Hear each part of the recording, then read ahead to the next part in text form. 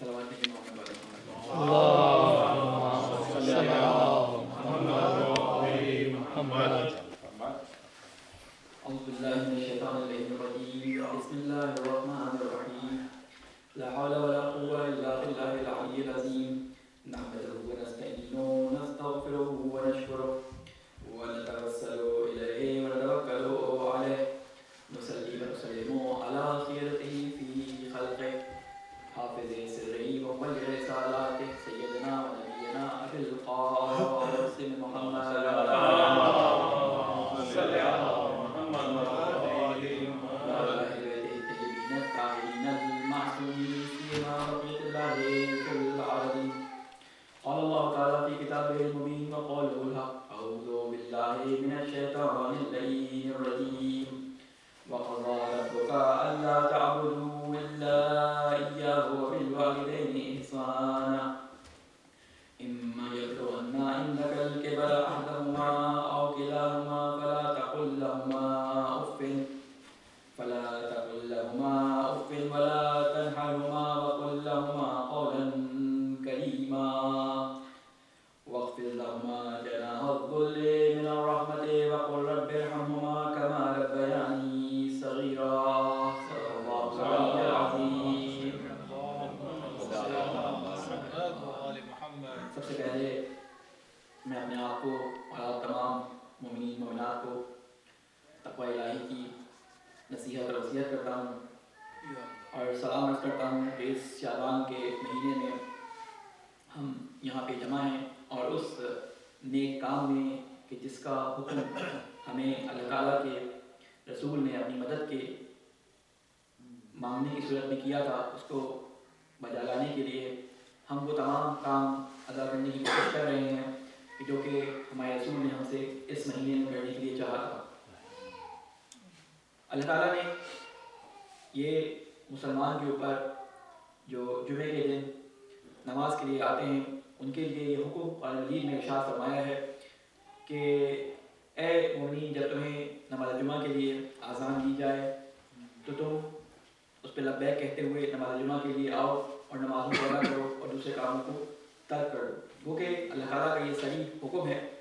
لیکن اس صریح حکم کے باوجود کچھ مشکلات یا کسی وجوہات کی بنا پر یہ بات ہمارے درمیان آ گئی کہ جمعہ اتنا ضروری نہیں ہے، جبکہ اللہ تعالیٰ نے صریح حکم اس بارے میں دیا ہے اور اللہ تعالیٰ کی بڑی تاکید ہے، روایات کثرت سے اس پہ موجود ہیں، لیکن پھر بھی نہیں معلوم کہ کیا وجوہات ہیں کہ جس کی بنا پہ جمعے کو ہمارے یہاں اتنی اہمیت نہیں دی جاتی۔ جبکہ اگر آپ دیکھیں اہل سنت کے ہاں جمعے کو بالکل اسی طرح اہتمام کے ساتھ ادا کیا جاتا ہے کہ جیسے عید کی نماز کو اہتمام کے ساتھ ادا کرتے ہیں، ہم اہتمام کے ساتھ ادا کرتے ہیں۔ لہٰذا اس کی اہمیت کو مد نظر رکھتے ہوئے اس کے اندر جو رسول کی سیرت کے مطابق نماز سے پہلے جو خطبوں کا اہتمام کیا گیا کہ اس کے اندر مومنین کو اور خود خطیب جمعہ جو جمعے کا خطبہ دے رہا ہو اس کو اپنی نصیحت کے لیے اور دوسروں کی نصیحت کے لیے اللہ تعالیٰ کی کتاب میں سے یا اللہ تعالیٰ کے رسول کی سیرت میں سے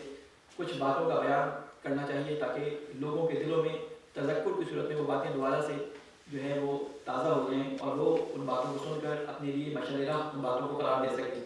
جو اللہ کی آیات میں اور رسول کی سنت میں جو باتیں ہمارے لیے احکام کی صورت میں، نصیحت کی صورت میں یا کسی ایسی صورت میں جس سے ہمارا فائدہ آئی ہوں ان کو ہم اس جمعے کے خطبے میں تکرار کر لیں۔ ایک چیز کی شکایت جو معاشرے کے اندر بہت زیادہ جسے کہتے ہیں اس کا شور ہے اور کئی لوگ مجھ سے اس بارے میں کہہ چکے ہیں، ہر گھر کے اندر یا ہر خاندان میں یہ مشکل دیکھنے میں آتی ہے اور وہ مشکل ہے کہ ماں باپ اور بچوں کے درمیان روابط جو بری طرح سے ڈسٹرب ہو چکے ہیں آج کل کے ماحول کے اندر۔ ماں باپ کا بچوں کے ساتھ تعلق، بچوں کا ماں باپ کے ساتھ تعلق جو ہے اس کے درمیان وہ باؤنڈنگ جو ہونی چاہیے تھی وہ باؤنڈنگ نہیں رہی۔ طریقہ کار تربیت کا بھی، طریقہ کار ماں باپ سے گفتگو کا، بچوں کا ماں باپ کے ساتھ اور ماں باپ کے بچوں کے ساتھ وہ بہت تبدیل ہو گیا ہے۔ اس کے بہت سارے عناصر ہیں جس کی وجہ سے یہ کام ہوا ہے، لیکن ہم اس طرح بگڑتے ہوئے اپنی اولادوں کو یا اپنے ماحول کو نہیں دیکھ سکتے۔ لہٰذا ہم کوشش کرتے ہیں کہ قرآن مجید سے یا اللہ تعالیٰ کے جو احکامات ہم تک رسول کی صورت میں پہنچے ہیں، رسول کی زبان سے پہنچے ہیں، ان کو آپ کے سامنے بیان کریں تاکہ آپ اس سے ایک نصیحت دیں اور شاید ہمارے اندر، ہماری اولاد کے اندر یہ چیز پیدا ہو جائے کہ کس طرح اللہ تعالیٰ نے ہمیں اپنے ماں باپ کے ساتھ یا ماں باپ کو اپنے بچوں کے ساتھ حکم دیا گیا ہے کہ کیسے وہ اپنا بیہیویئر ان کے ساتھ کریں۔ قرآن مجید میں سورہ بنی اسرائیل جیسے آپ سورہ اسراء بھی کہتے ہیں 2 آیتیں اس موضوع پہ آئی ہیں، اور آیتیں اتنی امپورٹنٹ ہیں کہ اس کے اندر بہت واضح کر کے جو ہے اللہ تعالیٰ نے احکام کو بیان کر دیا ہے۔ دوسری بات یہ کہ قرآن مجید کے اندر کچھ چیزیں ایسی بیان ہوئی ہیں جو عربی زبان جاننے والا ہی ان کی جسے کہتے ہیں کہ اہمیت اور ان کی خصوصیت اور اس کی خوبصورتی کو سمجھ سکتا ہے۔ لیکن میں تھوڑا سا چاہوں گا کہ آپ کے سامنے وہ کہ ہماری گفتگو سیرت رسول پہ چل رہی ہے، لیکن کیونکہ یہ سوال اتنا زیادہ میرے پاس آیا ہے اور کئی لوگوں نے مجھے کہا کہ آپ اس کو خطاب کریں، آپ کا خطبہ ہم نے سنا تھا، آپ کی بات اگر ہم سنتے ہیں تو یہ چیزیں ہمارے لیے بھی، ہمارے اولاد کے لیے بھی اس کو بیان کریں، اسی کو مد نظر رکھتے ہوئے آپ نے آیت کا انتخاب آپ کے لیے کیا ہے۔ اس میں اللہ تعالیٰ نے ارشاد فرمایا ہے، سورہ بنی اسرائیل کی آیت نمبر 23 ہے، اس میں اللہ تعالیٰ نے ارشاد فرمایا ہے وَقَضَىٰ رَبُّكَ أَلَّا تَعْبُدُوا إِلَّا إِيَّاهُ، تیرے رب کا فیصلہ یہ ہے کہ تیرے رب نے یہ فیصلہ کر دیا ہے۔ جب قضا کا لفظ آتا ہے اس کا مطلب ہے کہ اللہ تعالیٰ نے یہ حکم جاری کر دیا ہے، اللہ تعالیٰ نے اس پہ اسٹیمپ کر دیا، اللہ تعالیٰ نے اس پہ مہر لگا دی کہ بس اللہ تعالیٰ کی طرف سے تمہارے لیے یہی حکم ہے، کیا کہ تمہارے رب نے یہ فیصلہ کیا اللہ تعبدوا الا اياه، کہ اللہ کے سوا کسی کی تم عبادت نہیں کرو گے۔ یعنی اللہ تعالیٰ نے جہاں اپنی عبادت کا حکم دیا ہے کہ اللہ کے علاوہ کسی کی تمہیں عبادت نہیں کرنی، اس کے فوراً بعد اللہ تعالیٰ نے اس حکم کو بیان کیا کہ جس کا اللہ تعالیٰ کی نظر میں بہت بڑا رتبہ تھا، جس کی اللہ تعالیٰ کی نظر میں بہت زیادہ اہمیت تھی۔ فرماتا ہے وَبِالْوَالِدَيْنِ إِحْسَانًا، اور اپنے والدین کے ساتھ احسان کے ساتھ پیش آؤ۔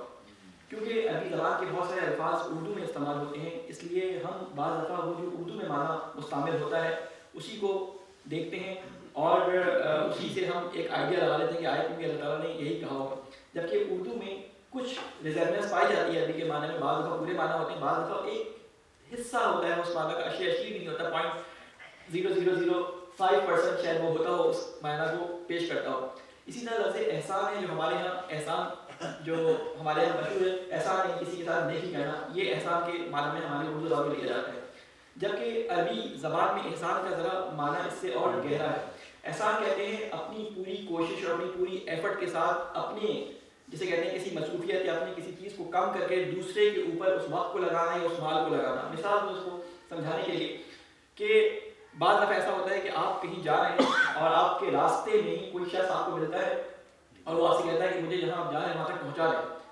تو آپ نے اس کو اپنے ساتھ بٹھا لیا اور بٹھانے کے بعد اس جگہ پہ جہاں پہ آپ جا رہے تھے راستے میں چھوڑ دیا اور آگے چلے گئے۔ یہ ایک طرح سے اس کے ساتھ نیکی ہے، لیکن یہ احسان نہیں ہے، یہ نیکی ہے، یہ احسان نہیں ہے۔ آپ یہ نہیں کہہ سکتے کہ میں نے اس پہ احسان کیا، اس کو راستے سے بٹھایا اور راستے میں ہی چھوڑ دیا اپنے راستے میں، کیونکہ آپ اس طرف جا رہے تھے، آپ کا کام اس طرف تھا تو آپ نے وہ کام انجام دے دیا۔ احسان کہتے ہیں کہ اگر آپ گھر میں نرم اگر آپ بستر میں لیٹے ہوئے ہوں، کوئی آپ کا دوست فون کرے کہیں سے کہ بھائی میں فلاں جگہ پھنس گیا ہوں، مجھے آ کے یہاں سے لے جاؤ، اور آپ کو معلوم ہو کہ اس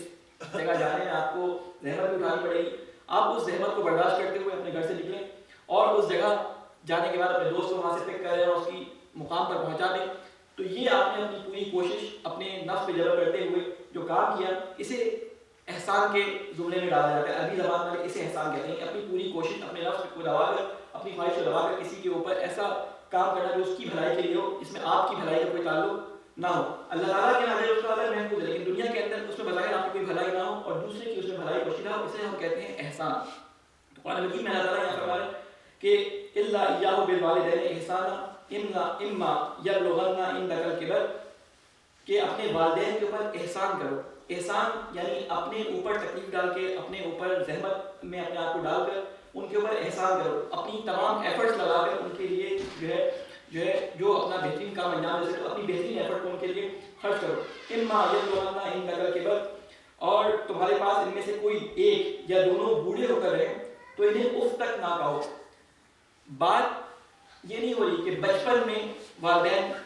کے ساتھ یہ بات ہو رہی ہو، یہ بات اس وقت ہو رہی ہے کہ بچہ بڑا ہو چکا ہے، اس کے اپنے گھر والے ہیں، اپنے بیوی بچے ہیں، اور اس زمانے میں والدین میں سے کوئی ایک یا دونوں بوڑھے ہو چکے ہیں۔ اس وقت اللہ تعالیٰ حکم دے رہے ہیں کہ ان میں سے ایک یا دونوں بوڑھے ہو جائیں تو ان کے سامنے اف تک نہ کہو۔ یہ کلمہ اف عربی زبان کا سب سے چھوٹا کلمہ بیان کیا ہے۔ اف ایک کنایا ہے۔ اف کہتے ہیں کہ کسی کے سامنے آواز کو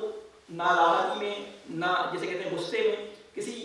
جذبے کا اظہار، کسی رد عمل کے طور پہ اگر آواز نے غصہ کیا تو اس کے سامنے کم سے کم جو لفظ بولا جا سکتا ہے وہ 2 لفظوں پہ مشتمل ہوگا، کیونکہ ایک تو حرف ہو جائے گا، 2 لفظوں پہ مشتمل ایک لفظ بنتا ہے، تو کم سے کم جو لفظ بولا جا سکتا ہے اللہ تعالیٰ نے قرآن مجید میں اس کو استعمال کر کے بتایا کہ اف تک ان کے سامنے نہ کہو، یعنی چھوٹے سے چھوٹا ورڈ بھی کہ جو ان کے لیے کسی ناراحتی کا باعث ہو، کسی بے چینی کا باعث ہو، کسی کثرت کا باعث ہو، ہمارے لیے اس لفظ کو بھی ان کے سامنے انجام نہ دو۔ دیکھیں دو چیزیں یہاں پہ خیال رکھی جائیں گی. یہاں پہ کہیں پہ یہ نہیں کہا کہ تمہارے والدین مسلمان ہوں, تمہارے والدین نے تمہارا بہت خیال رکھا ہو, تمہارے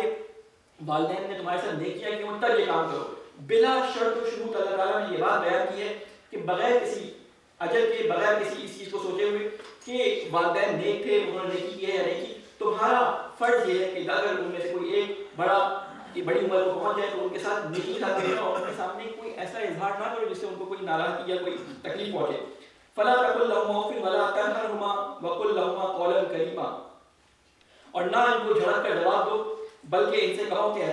بلکہ ان کے ساتھ احترام کے ساتھ بات کرو. بات کا بیان اللہ تعالیٰ نے بتا دیا کہ بات کرنے کا طریقہ ماں باپ کے ساتھ کیا ہونا چاہیے. اس آیت میں حکم جاری کیا اور اگلی آیت میں اس کی کیفیت بھی بیان کر دی. ہمارے یہاں یہ آیت عموماً بیان کی جاتی ہے جو والدین کے چہروں کی برسی اور سیروں کی وجہ سے پڑھی جاتی ہے, اس وقت یہ آیت بیان کی جاتی ہے جس میں سارے بڑی بڑی عمر کے لوگ آتے ہیں, جوان اس میں ہوتے نہیں ہیں, تو لوگ سنتے بھی ہیں, تو بڑے بوڑھے سننے لگے کہتے ہیں اب ہماری گزر چکی ہے, ہمارے پوتے ہمارے قابو میں, ان کے ساتھ ہم کوشش کریں گے کہ ان کو اس طرح سے تربیت کریں. نوجوان آتے نہیں ہیں, تو اس لیے میں نے چاہا کہ اس چیز کو عمومی مجمع میں تذکر کے طور پہ بار بار اس چیزوں کو بیان کیا جائے کہ ماں باپ بھی اور نوجوان بھی اس چیز کو سنیں. اس کے بعد اللہ تعالیٰ فرماتا ہے یہ اصل ہے جس کی بنا پہ میں عموماً اپنے قرآن کے دروس میں یہ کہتا ہوں کہ دیکھیں قرآن مجید میں بعض چیزیں کنایات استعمال ہوتی ہیں لیکن ان کے اندر مطلب کتنا گہرا ہوتا ہے اس کا اندازہ ہمیں اسی وقت ہو سکتا ہے جب تک ہم عربی زبان کی چاشنی سے آگاہ نہ ہوں. جب عربی زبان کی چاشنی سے اس کی ڈیپتھ میں جا کے اس کو سمجھیں تو ہمیں پتہ چلتا ہے کہ اس کے اندر کتنا زیادہ جسے کہتے ہیں اللہ تعالیٰ نے خوبصورتی کو چھپا کے رکھا ہے. کہتے ہیں وقفز لہما جناح الذل من الرحمہ, کہتے ہیں کہ وقفز اور نرمی اور رحمت کے ساتھ ان کے سامنے جھک کر رہو. کہتے ہیں جھکا, وقفز کہتے ہیں جھکا دینے کو, ٹھیک ہے,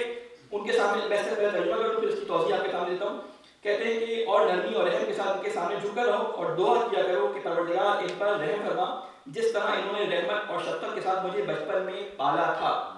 یہ ایک حکم بیان کیا, لیکن اس کے اندر دیکھیں یہ محاورہ عربی کا ایک استعمال ہوا ہے. یہ محاورہ عربی زبان میں کیسے استعمال ہوتا تھا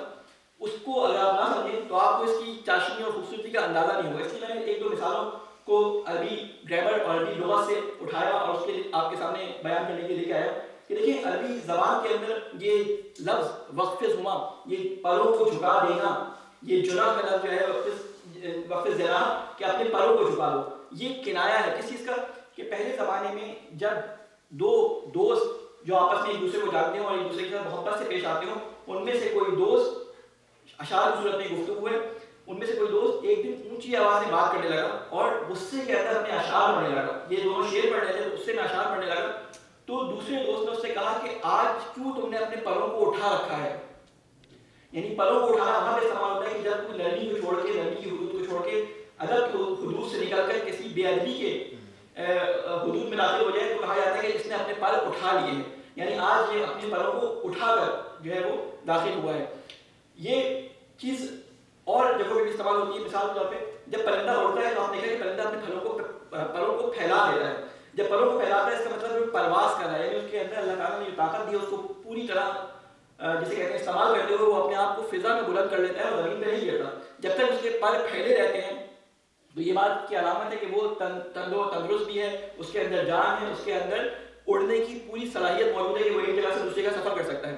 لیکن جب وہ اپنے پروں کو کسی بھی وجہ سے آسمان کے اوپر اپنے پروں کو جمع کر لے تو اس کا مطلب ہے اس کو نیچے آنا ہے, اس کو نیچے آنا ہے, یعنی جان اور طاقت رکھنے کے باوجود جب وہ اپنے پروں کو سکیڑ لے تو اس کو نیچے آنا ہوتا ہے. تو وہاں پر اس محاورے کو استعمال کیا جاتا ہے کہ جب وہ شکار کے لیے آ رہا ہے یا اپنے بچوں کو بچانے کے لیے آتا ہے. مثلا اگر ایک چڑیا ہے وہ اپنے گھونسلے کے اندر بچے اس نے چھوڑے ہوئے ہیں اور وہ دور سے اڑتے ہوئے دیکھتی ہے, پروں کو پھیلا کے اڑ رہی ہے ان کے رزق کے تلاش میں, اور دیکھتی ہے کہ سانپ آ رہا ہے تو وہ کیا کرتی ہے اپنے پروں کو ایک دم سے سمیٹتی ہے اور پوری طاقت کے ساتھ جتنی تیزی سے وہ آ سکتی ہے اپنے گھونسلے میں وہ اپنے آپ کو پہنچاتی ہے, اور آنے کے بعد وہ اپنے پروں کو پھیلا کر اس طرح سمیٹتی ہے کہ انڈے یا بچے اس کے پروں کے نیچے آ جاتے ہیں تاکہ اگر سانپ اس کی طرف آئے تو سانپ اس سے پہلے کہ بچوں تک پہنچے پہلے چڑیا کو ڈسے. اس کو اس بات کی پرواہ نہیں ہوتی کہ سانپ مجھے کاٹے گا یا مجھے ڈسے گا اس سے میں مروں گی, اس کو اس بات کی پرواہ نہیں ہوتی, بلکہ اس کو اس بات کی پرواہ ہوتی ہے کہ وہ بچوں کو کسی طرح سے اپنے پروں کو جمع کر کے اپنے پروں کو جھکا کر بچوں کی حفاظت کرے. تو ان معنی کو ذہن میں رکھتے ہوئے اب اس آیت کو سمجھیں کہ ایک معنی یہ ہو گیا کہ اپنے پروں کو وہاں پہ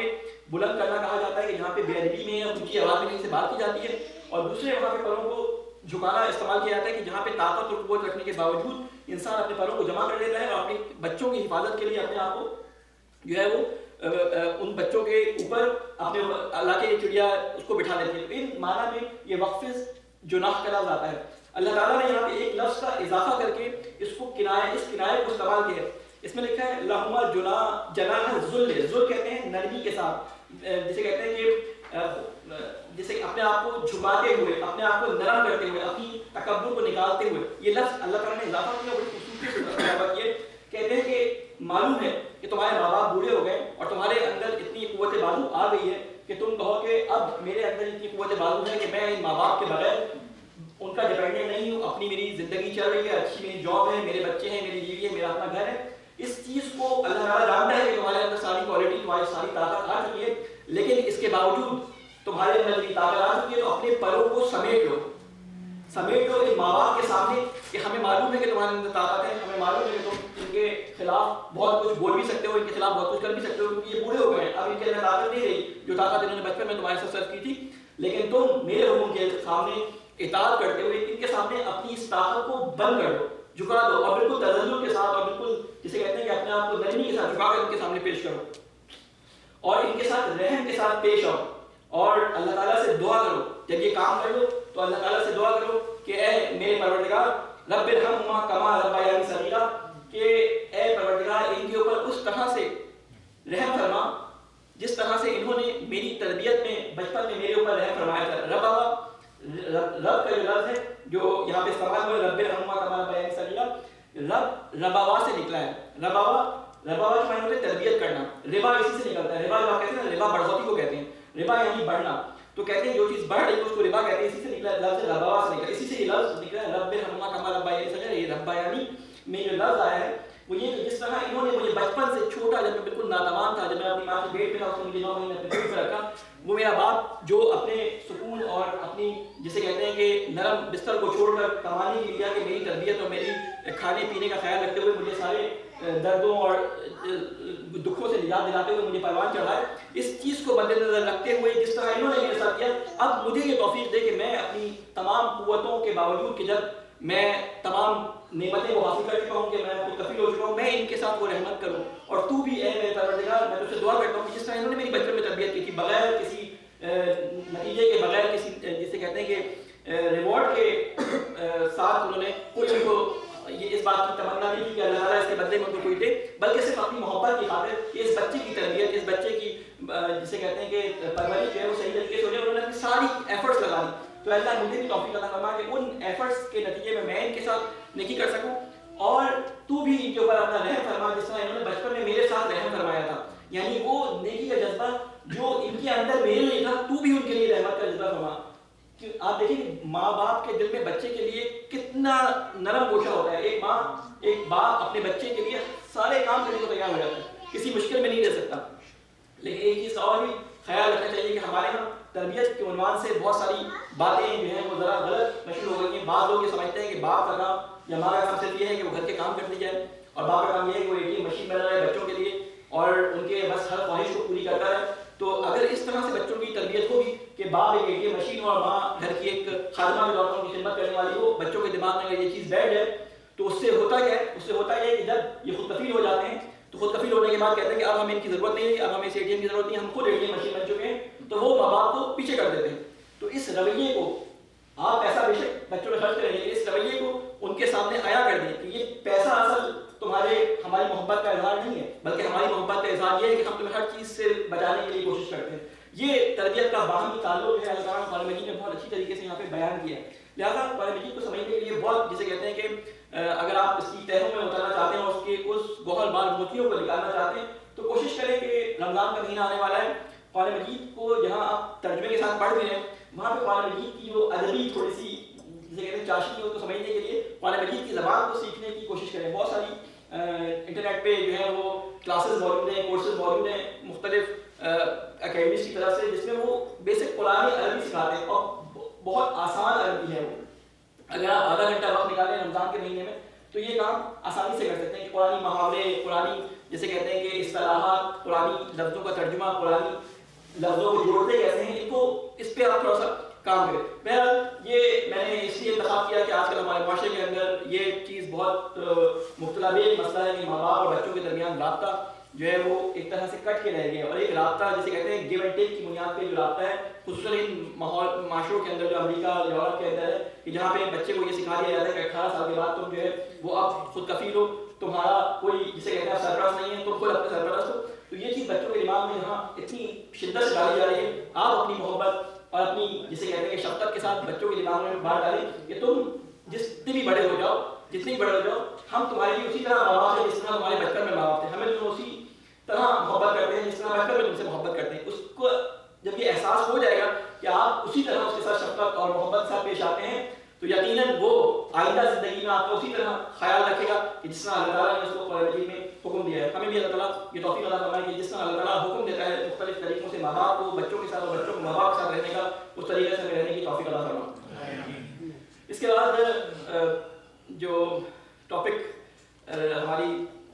جو جنگ احد تک پہنچ گیا تھا، اور جنگ احد کے متعلق میں نے آپ کے سامنے بیان کر دیا تھا کہ رسول خدا صلی اللہ علیہ وسلم جب جنگ احد سے پلٹے تو اس کے بعد ایک دم سے یہ خیال آیا کہ کہیں کفار پلٹ کے حملہ نہ کر دیں. تو آپ نے ابھی صبح ہی صبح لشکر کو جو احد میں آپ کے ساتھ گئے تھے، جو زخمی تھے، ان سے کہا کہ دوبارہ چلا جائے. اور وہ سارا واقعہ میں نے آپ کے سامنے پچھلی دفعہ بیان کیا کہ کس طرح ابو سفیان کے دل میں رو بیٹھا اور وہاں سے چھوڑ کے چلا گیا جب پتہ چلا مسلمانوں کا لشکر آ رہا ہے. جب یہ لشکر چلا گیا تو ابو سفیان نے یہ قسم کھائی کہ اگلے سال جو ہے میں دوبارہ ان کا بالکل سرے سے قلعہ تباہ کرنے کے لیے آؤں گا اور ان کو بالکل تباہ و برباد کر دوں گا. 3 ہجری کی بات ہے، 4 ہجری میں اس نے دوبارہ آنے کا کہا. یہ واقعہ جب ہو گئے اور رسول خدا جب وہاں پہنچے اور کفار کا لشکر جا چکا تھا، تو جب لشکر کو نہ پایا اور لشکر وہاں سے جا چکا تھا، تو مسلمانوں کے حوصلے دوبارہ پست ہو چکے تھے، وہ بلند ہوئے. اور اس کے بعد جب وہ وہاں سے واپس پلٹے ہیں تو ان کا مراد بلند ہو چکا تھا. اس کے بعد رسول خدا نے اپنی تبلیغ کا سلسلہ جو ہے مختلف علاقوں میں معاہدوں کا سلسلہ اور قرآن کے حفاظ بھیجنے کا، قرآن کی تربیت اور تبلیغ کے لیے لوگوں کو بھیجنا شروع کیا. اسی وقت میں رسول خدا کے پاس 2 جگہوں سے 2 اشخاص آئے اور انہوں نے رسول خدا سے درخواست کی کہ ہمارے لیے جو ہے اسلام کو پھیلانے اور اسلام کو بتانے کے لیے اور قرآن مجید کی تعلیم دینے کے لیے کچھ لوگوں کو بھیجا جائے. ایک شخص جو ہے قبیلہ ازل یا ازل کے نام سے قبیلہ تھا، وہاں سے آیا اور اس نے کہا کہ ہمارے پاس کچھ لوگوں کو بھیجیں. تو رسول خدا نے اپنے 12 یا 10 اصحاب کو ان کے ساتھ بھیجا اور بھیجنے کے بعد کہا کہ یہ وہاں پہ جا کے لوگوں کو قرآن سکھائیں گے اور ان کو تربیت کریں گے. اور ایک اور اسی طرح کا شخص آیا کہ جس کا نام عمر بن طفیل تھا، یا میرے ذہن سے نام نکل رہا ہے، لیکن وہ عرب کے ایک شہر کا بہت جسے کہتے ہیں معروف پہلوان تھا، بہت معروف جنگجو تھا، اور اسے ملائب الاسنہ کے نام سے یاد کیا جاتا ہے. یہ بہت بہادر اور اس کی شہرت بہت مشہور تھی. وہ آیا رسول خدا نے اس کو اسلام کی دعوت دی. اس نے اسلام قبول تو نہیں کیا، لیکن یہ کہا کہ اگر آپ وہاں پہ اپنے مبلغین بھیج دیں تو میں ان کو اپنی پناہ میں لوں گا. وہ میری پناہ میں. ملائب الاسنہ کہتے ہیں نیزوں سے کھیلنے والا. یہ کنایا تھا اس شخص کا کہ جس کی ساری زندگی جنگوں میں گزری اور جنگ میں وہ کبھی پیٹ نہ دکھاتا ہو. اس کو کہتے ہیں جسے کہتے ہیں ماہر جنگجو، ماہر. اس کے لیے ملائب الاسنہ کا لقب ہے، الگ استعمال کرتے تھے. تو اس نے جب اپنی پناہ کا اعلان کیا تو رسول خدا نے 70 اپنے صحابہ کو اس کے ساتھ بھیج دیا. یہ 70 حافظ قرآن تھے. ان کو اس طرح بھیجا کہ اس معاشرے کے اندر، اس قبیلے کے اندر، اس گاؤں کے اندر جا کے قرآن کی تبلیغ کریں. یہ 2 گروہ رسول خدا صلی اللہ علیہ وسلم کے پاس سے گئے. ایک 12 افراد سے مشتمل تھا اور ایک 70 افراد سے مشتمل تھا. پہلے والا گروہ ابھی جب راستے میں تھا تو ایک جگہ انہوں نے رات کو پڑاؤ ڈالا بیر معونہ. بیر کہتے ہیں کنویں کو. معونہ ایک جگہ تھی کہ جہاں پہ ایک کنواں تھا. معونہ کے گاؤں کے اندر ایک قبیلہ تھا، شہر کے باہر کا کوئی علاقہ تھا. تو وہاں پر انہوں نے پڑاؤ ڈالا. تو جو شخص ان کو بلانے کے لے کے آیا تھا انہوں نے بغاوت کی اور بغاوت خود وہاں سے خاموشی سے غائب ہو گئے. اور ایک قبیلے کو جو اطراف میں رہتا تھا ان کو پہلے سے تیار کیا ہوا تھا کہ ہم یہاں پہ آگے پڑاؤ ڈالیں گے تو ہم پہ حملہ کر دینا. تو ان کے قبیلے نے جو جنگجو افراد تھے انہوں نے ان مسلمانوں پہ جو 12 افراد تھے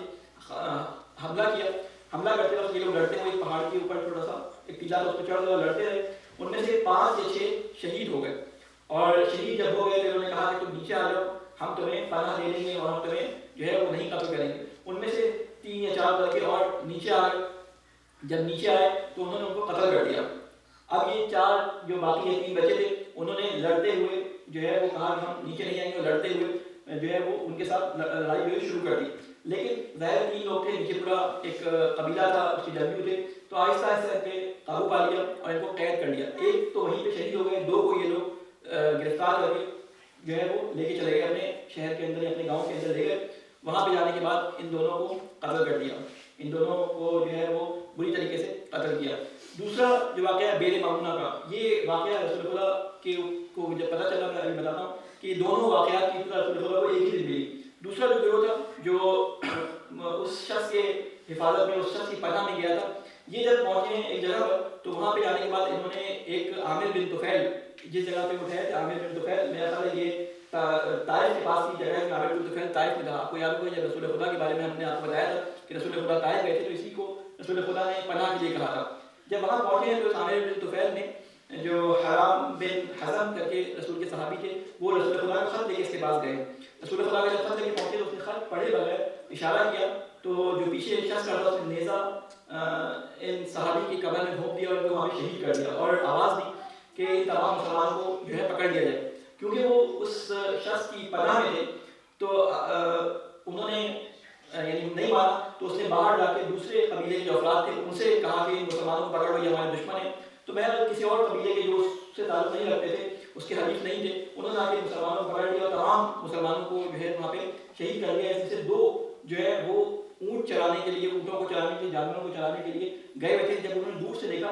تو انہوں نے پرندوں کو منڈاتے ہوئے دیکھا وہاں پہ, کیونکہ پرندے وہاں پہ منڈا رہے ہیں. تو انہوں نے کہا کوئی مسئلہ ہے. جب وہاں پہ گئے تو دیکھا کہ ساری لاشیں پڑی ہیں اور مسلمانوں کو وہ لوگ بے دریغ مار رہے ہیں, قتل کر رہے ہیں. مسلمانوں کو پکڑا ہوا ہے, باندھا ہوا, قتل کر رہے ہیں. تو ان میں سے ایک جو ہے وہ انہوں نے کہا کہ میں لڑ کے اپنی جان دے دوں گا. لڑنے لگے دونوں, لیکن ان دونوں کو گرفتار کر کے یہ لوگ مکہ لے گئے. اور مکہ لے آنے کے بعد مکہ جب لے گئے تو ان میں سے ایک صحابی جو تھے ان سے کہا کہ کیا تم یہ پسند کرو گے, عمر بن حزام کا شاید نام تھا, کیا تم یہ پسند کرو گے کہ تمہارا خاندان تمہارے پاس ہو اور محمد کو ہم اپنے پاس لیں, مطلب تمہارے اپنے خاندان کے پاس چلے جاؤ اور ہمیں آزاد کر دیں, تمہارے بدلے میں محمد کو منگا لیں.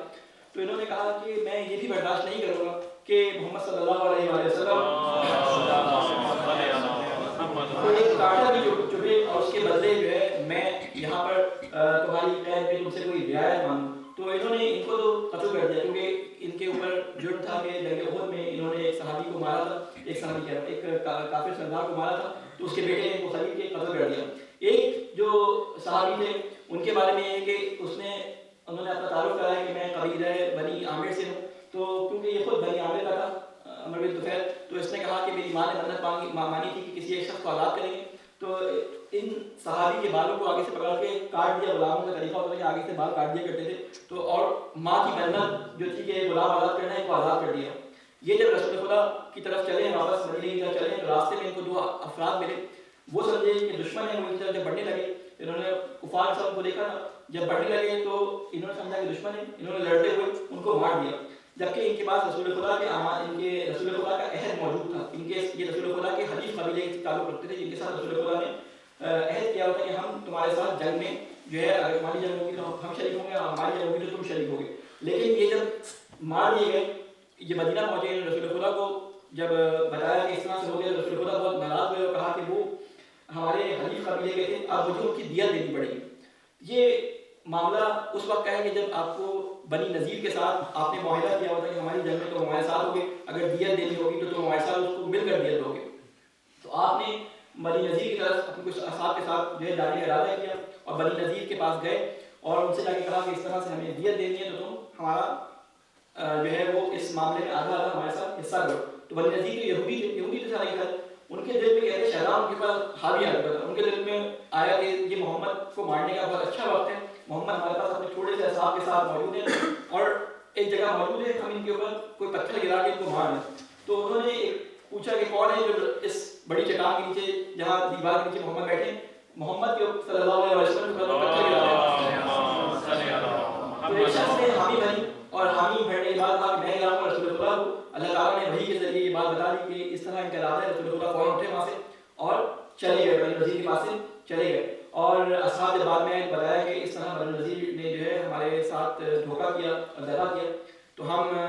بنی نذیر سے بات کا بدلہ لیں. رسول خدا اللہ تعالیٰ کی طرف سے وحی آئی کہ رسول ان کو بخشنا نہیں ہے. رسول خدا نے یہ اعلان کیا کہ بنی نذیر کے پاس تمام لوگ عصر کی نماز جو ہے بنی نذیر کے قبیلے کے باہر آ کے پڑھیں. اب رسول خدا وہاں جا کے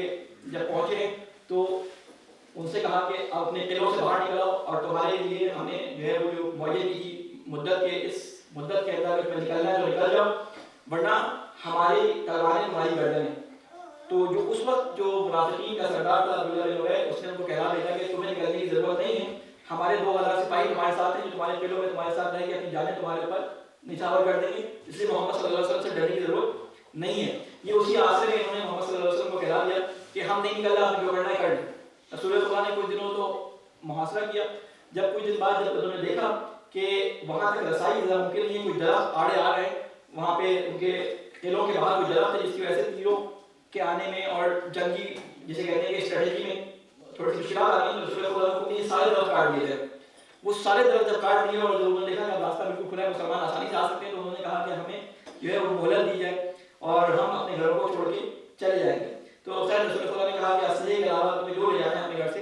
لے جاؤ۔ تو وہاں سے وہ اسلحہ جسے کہتے ہیں کہ انہوں نے اپنا وہاں پہ چھوڑ دیا، خود اور زرہیں اور تلواریں سے چھوڑی، اور جو کچھ وہ لے جا سکتے تھے اپنے ساتھ وہ وہاں سے لے کر نکل گئے۔ بہرحال یہاں تک انشاءاللہ بنی نذیر کے حالات تک ہم اپنی گفتگو کو رکھتے ہیں، ٹائم کیونکہ کافی ہو گیا ہے۔ تو اس کے بعد انشاءاللہ رمضان سے پہلے میں کوشش کروں گا کہ جنگ خندق اور اس کے بعد کے جو واقعات ہیں وہ پورا کر کے ہم جو ہے وہ رمضان سے متعلق جو ہے دروس کا سلسلہ شروع کریں گے۔ صلوات بھیجیں محمد علیہ اللہ تعالیٰ سے یہ دعا ہے کہ اے اللہ تجھے واسطہ ہے محمد والے محمد کا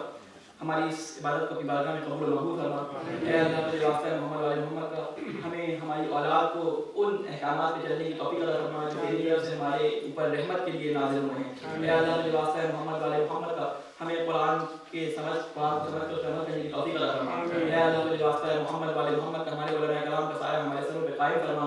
اے اللہ تجھے واسطہ ہے محمد والے محمد کا جہاں جہاں مسلمانوں پہ ظلم ہو رہا ہے اے اللہ کو ظلم سے نجات عطا فرما۔ اے اللہ ہمارے امام کی حفاظت فرما، ہمیں ان کے انصار و اعوان میں شامل فرما۔ ربنا منا انك انت السميع العليم۔ بسم الله الرحمن الرحيم انا اعطيناك الكوثر فصل لربك وانحر ان شانئك هو الابتر۔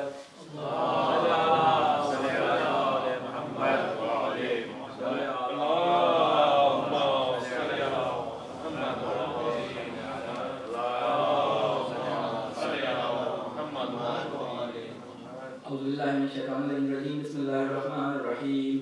والحمد لله رب العالمين والصلاة والسلام على سيدنا ونبينا بالقاسم المصطفى محمد اللهم صل على محمد التخليل المنتدبين الهدى المهديين المعصومين سيما العلي بن أمير المؤمنين سيد الشباب الأمير المؤمنين وحبيبة فاطمة الزهراء والحسن والحسين سيد شباب أهل الجنة وعلى علي بن الحسين ومحمد بن علي وجعفر بن محمد وموسى بن جعفر وعلي بن موسى ومحمد بن علي وعلي بن محمد والحسن بن علي والخلف القائم المهدي صلواتك عليهم أجمعين۔ اللهم بسم الله الرحمن الرحيم اللهم اغفر للمؤمنين والمؤمنات والمسلمين والمسلمات الأحياء منهم والأموات كعب بيننا وبينهم بالخيرات إنك مجيب الدعوات إنك على كل شيء قدير۔ السلام علیکم ورحمۃ اللہ وبرکاتہ۔ سب سے پہلے میں اپنے آپ کو اور آپ تمام مومنات کو تقوی الہی کی وصیت اور نصیحت کرتا ہوں، اللہ تعالیٰ سے دعا کرتا ہوں کہ اے اللہ ہمارے ہر عمل کو اس قابل بنا کہ ہمیں تقوی الہی کے نزدیک ہونے میں ہماری مدد فرمائے۔ ہماری گفتگو خطبہ ربوع میں اس موضوع پہ چل رہی تھی کہ رسول خدا صلی اللہ علیہ وسلم جب رمضان آنے والا ہوتا تھا تو اس رمضان کے آنے سے پہلے رسول خدا صلی اللہ علیہ وسلم اس کی اہمیت کے بارے میں خطبہ ارشاد فرماتے تھے۔ تو ایک رمضان کا خطبہ جو کہ محمد علیہ السلام سے آپ کے سامنے نقل کرنا شروع کیا تھا، اس کا کچھ حصہ ہم نے آپ کے سامنے پڑھا تھا، اور میں چاہا تھا کہ رمضان سے پہلے اس خطبے کو مکمل کر دیا جائے 3 یا 4 خطبوں کی صورت میں۔ اس لیے آج اس کا دوسرا حصہ جو ہمارا ابھی رہ گیا تھا اس کو آپ کے سامنے میں خود امام کی حدیث کے عنوان سے ہی بیان کر رہا ہوں۔ ایک صلوات بھیجیں محمد والے محمد۔ رسول خدا نے اس خطبے کے اندر جہاں یہ بتایا تھا کہ یہ رمضان کا مہینہ اللہ کی مہمانی کا مہینہ ہے، اس میں تمہارا سونا، اس میں تمہارا سانس لینا، اس میں تمہارا ہر عمل جو ہے وہ اللہ تعالیٰ کے نزدیک عبادت شمار ہوگا۔ یعنی اللہ تعالیٰ نے اتنی رحمت اور اتنی شفقت اپنے بندے کے لیے اس مہینے میں رکھی ہے، کہ وہ اگر سوتا بھی ہے تو اللہ تعالیٰ نے اس سونے کو عبادت قرار دیا. اگر وہ سانس لیتا ہے تو کہا انفاسکم تسبیح، یعنی تمہارے نفس، تمہارے سانس جو تم لیتے ہو وہ تسبیح ہے. ہر سانس جو تم لیتے ہو اس سے گویا کہ تم اللہ تعالیٰ کی تسبیح بیان کر رہے ہو. اس کے بعد رسول خدا یہ فرماتے ہیں وَتُوبُوا إِلَى اللَّهِ مِن ذُنُوبِكُمْ وَارْفَعُوا إِلَيْهِ أَيْدِيَكُمْ بِالدُّعَاء. اپنے گناہوں سے اللہ کی بارگاہ میں توبہ کرو اور اوقات نماز میں اپنے ہاتھوں کو اللہ کی طرف بلند کرو، کیونکہ اوقات نماز بہترین اوقات ہیں جس میں خداوند کریم اپنے بندوں کی طرف خاص رحمت کی نگاہ سے دیکھتا ہے. اس سے مناجات کرے تو جواب دیتا ہے اور اسے پکارے تو لبیک کہتا ہے، اور جب اس سے کوئی چیز مانگیں اور دعا کریں تو اجابت کرتا ہے. اے لوگوں، ہم بے شک تمہارا نفس تمہارے اعمال کی گردی ہے، تو اس کو استغفار اور طلب بخشش کے ذریعے رہائی دلاؤ، اور تمہاری پیشی اور تمہارے پشتین گناہوں کے بارے میں، یعنی تمہارے پچھلے گناہوں کے بار کی وجہ سے جو تمہاری پشتیں جو تمہارے گناہوں کے بار کی وجہ سے سنگین ہیں، یعنی تمہارے کندھوں پہ جو تمہارے گناہوں کا بار ہے، بس لمبے چوڑے سجدوں کے ذریعے اس بار کو ہلکا کرو، اس بوجھ کو اپنے کندھوں سے ہلکا کرو. یعنی رسول خدا یہ فرما رہے ہیں کہ اگر انسان اپنی کسی بھی وجوہات کی بنا پہ کسی ایسے گناہ میں ملوث ہو چکا ہے جو اسے سرزد ہو گیا، اللہ تعالیٰ کی نافرمانی ہو گئی ہے، تو یہ مہینہ اللہ تعالیٰ نے بیان کیا ہے کہ اپنے طویل سجدوں کے ذریعے اپنے گناہوں کو اور اس تمہاری پشت پہ جو گناہوں کا بوجھ آ گیا ہے اس بوجھ کو لمبے سجدوں کے ذریعے جو ہے وہ کم کرو، ختم کرو. اور آپ کو میں نے پچھلی دفعہ بھی ایک حدیث بتائی تھی جس میں کہا تھا کہ طولانی سجدے جو ہے انسان کو اللہ تعالیٰ سے قریب کرتے ہیں، اللہ تعالیٰ سے قرب کا ذریعہ ایک جو بیان کیا گیا اس میں لمبے سجدے کرنا ہے. تو کہا کہ رمضان کے دنوں میں تمہارے پاس اس طرح کے مواقع آتے ہیں، نماز شب کا موقع ملتا ہے، خلوت کے تمہیں موقع ملتے ہیں کہ جب تم اکیلے میں اللہ تعالیٰ کے سامنے طویل سجدے کر سکتے ہو، اپنے دل کے حال اللہ تعالیٰ کے ساتھ بیان کر سکتے ہو. پھر فرمایا کہ اور جان لو کہ اللہ تعالیٰ نے اپنی عزت اور جلالت کی قسم کھائی ہے کہ وہ نمازی اور سجدہ کرنے والے کو عذاب نہ کرے گا اور آتش جہنم سے ڈرائے جس دن سب کے سب اللہ کی بارگاہ میں کھڑے ہوں گے. یعنی اس دن سے ڈرے جس دن تمام لوگ اللہ کی بارگاہ میں جائیں گے اور تمام چیزیں انسان کی وہاں پہ عیاں ہو جائیں گی. آپ اس بات کو سوچیں کہ ہم جب خلوت میں کوئی گناہ کرتے ہیں تو ہمیں اس بات کا ڈر ہوتا ہے کہ کسی کے سامنے ظاہر نہ ہو جائے. تو اللہ تعالیٰ فرماتا ہے کہ یا ساتر العیوب کہہ کر تم اس سے دعا کرو کہ اے ہمارے رازوں کو پوشیدہ رکھنے والے، کہ تو نے میرے ان گناہوں کو پوشیدہ رکھا جس کی وجہ سے میں لوگوں کے درمیان جسے کہتے ہیں بدنام ہو سکتا تھا، تو قیامت کے دن بھی میرے گناہوں کو لوگوں کے درمیان پوشیدہ رکھ دے. میرے خاندان والے، میرے اولاد، میرے بچے، میرے گھر والے میرے سامنے ہوں گے اور اس دن میرے تمام گناہ آیا ہوں گے. اے اللہ اس شرمندگی سے مجھے نجات دلا. اس کے بعد اللہ تعالیٰ فرماتا ہے، رسول خدا فرماتے ہیں کہ اے لوگو، اگر تم میں سے کوئی اس مہینے میں کسی مومن روزہ دار کو افطار دے تو خداوند اس کو اپنی راہ میں ایک غلام آزاد کرنے کا ثواب دے گا اور اس کے تمام گزشتہ گناہوں کو بخش دے گا. دیکھیں رمضان کا مہینہ آ رہا ہے اور آپ کو معلوم ہے کہ بہت حالات جو اس وقت دنیا بھر کے اندر غربت کی وجہ سے خراب ہیں. اگر ایک گھر میں بھی آپ ایک رمضان کی افطاری کا انتظام کر دیں تو سوچیں کہ اللہ تعالیٰ نے ایک روزہ دار کو ایک وقت کا روزہ کھلوانے کا جو ثواب رسول خدا نے بیان کیا ہے. اگر آپ ایک وقت کسی کا پاکستان میں، انڈیا میں، جہاں بھی آپ اس کو جانتے ہو، اپنے رشتہ داروں میں، غریب رشتہ داروں میں، کہیں بھی جو آپ کی پہنچ میں کوئی شخص ہو، تو کوشش کریں کہ رمضان میں اس نعمت سے محروم نہ رہیں. آپ کے لیے وہ $50 ہوں گے لیکن اس کے لیے اور اللہ تعالیٰ کے نزدیک اس کا جو ہے وہ اجر اور اس کا ثواب بے انتہا ہے. اللہ تعالیٰ کے رسول یہاں پہ فرماتے ہیں کہ افطار کے کہتے ہیں کہ ایک شخص کو افطار دے کر اپنے آپ کو ایسا کرو جیسے ایک غلام آزاد کرنے کا ثواب تمہیں مل جائے اور اللہ تعالیٰ اس کے ذریعے تمہارے تمام گناہوں کو بخش دیتا ہے. یا کسی نے ایک وقت سوال کیا رسول خدا سے اٹھ کے کہ اے رسول خدا، ہماری طرح کا کوئی شخص ہوگا، اس نے سوال کر لیا رسول خدا سے کہ اس وقت آپ سے کہا گیا یا رسول اللہ ہم سب تو اس عمل کو انجام دینے پر قدرت نہیں رکھتے. تو رسول خدا نے فرمایا اپنے کو آتش جہنم سے بچاؤ اگرچہ نصف خرما سے. یعنی تمہارے پاس اگر کچھ بھی نہیں ہے تو آدھا خرما کھلایا ہے، یعنی آدھا خرما جب کہا جاتا ہے تو آدھی کھجور لے لو، اسے کہتے ہیں آدھی روٹی لے لو. یعنی مطلب کہ جو تمہارے پاس کھانے کے لیے ایک چیز موجود ہے اس میں سے آدھی کسی کو خیرات کر دو تو یہی تمہارے لیے کافی ہے. یعنی تم اپنا، اس کا مطلب کیا ہے، کنایا ہے کہ اپنے آپ کو آدھا زحمت میں ڈال دو. یعنی تم اس میں تمہارے غذا میں اگر تم ایک روٹی سے پیٹ بھرتے ہو تو اپنی روٹی کو آدھی روٹی سے اپنی پیٹ کو آدھی روٹی سے بھرو، آدھا کسی کو کھلاؤ، کیونکہ اس کے بدلے میں تمہیں قیامت کے عذاب سے چھٹکارا مل رہا ہے. تو کہتے ہیں اگرچہ ایک نصف خرما سے ہی کیوں نہ ہو، اپنے آپ کو جہنم کی آگ سے نجات دلاؤ اگرچہ ایک گھونٹ پانی سے ہی کیوں نہ ہو. کہتے ہیں اگر تمہارے پاس دینے کو ایک خرما بھی نہ ہو تو ایک گھونٹ کسی کو پانی پلا دو. یہ جو ہمارے یہاں سبیلوں کا سلسلہ ہے وہ اسی شاید اللہ تعالیٰ کی نبی کے حکم کا نتیجہ ہے کہ ایک گھونٹ کسی کو پانی بھی پلا دو روزہ دار کو تو تمہارے لیے اللہ تعالیٰ نے یہ ثواب لکھا ہے. پھر اس کے بعد فرماتے ہیں ایک ثواب ہے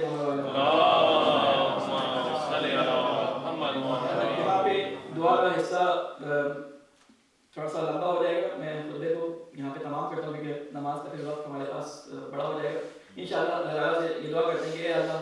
تو نے اس ماہ مبارک رمضان کے لیے ہمیں اس ماہ شعبان میں جو آمادگی کی توفیق عطا فرمائی ہے، ہمیں توفیق دے کہ ہم اس آمادگی کو صحیح سے انجام دے کر رمضان کے مہینے میں داخل ہو سکیں. اے اللہ مجھے واسطہ ہے محمد علی محمد کا، ہمیں اس طرح پاک و پاکیزہ کر دے کہ اس پاکیزگی کے ساتھ ہم اللہ کی مہمانی کے مہینے میں داخل ہو سکیں. اے اللہ مجھے واسطہ ہے محمد علی محمد کا، ہمارے دلوں کو لوگوں کے لیے نرم کر دے. اے اللہ مجھے واسطہ ہے محمد علی محمد کا، ہمارے سامنے جو چیزیں پیش آتی ہیں ان چیزوں کی اصلی حقیقت کو سمجھنے کی ہمیں توفیق عطا فرما. اے اللہ مجھے واسطہ ہے محمد علی محمد کا، مظلوم مسکین اور غریب اور فقیر کا دکھ ہمیں اپنے دل میں محسوس کرنے کی توفیق عطا فرما. اے اللہ مجھے واسطہ ہے محمد علی محمد کا، شہر رمضان کی عظمت کو دیکھتے ہوئے ہمیں شعبان میں وہ اعمال انجام دینے کی توفیق عطا فرما کہ ہم رمضان میں اللہ تعالیٰ کے سامنے سفور ہو کر اس میں داخل ہو سکیں. اے اللہ مجھے واسطہ ہے محمد علی محمد کا، ہماری اولادوں کو، ہمارے بچوں کو، ہمارے رشتہ داروں کو اس مہینے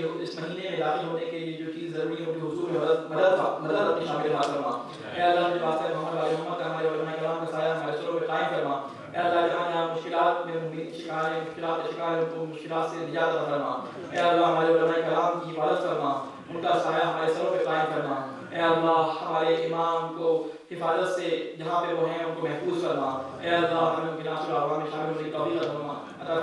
ربنا تقبل منا انك انت السميع العليم برحمتك يا ارحم الراحمين. بسم الله الرحمن الرحيم. قل هو الله احد الله الصمد لم يلد ولم يولد ولم يكن له كفوا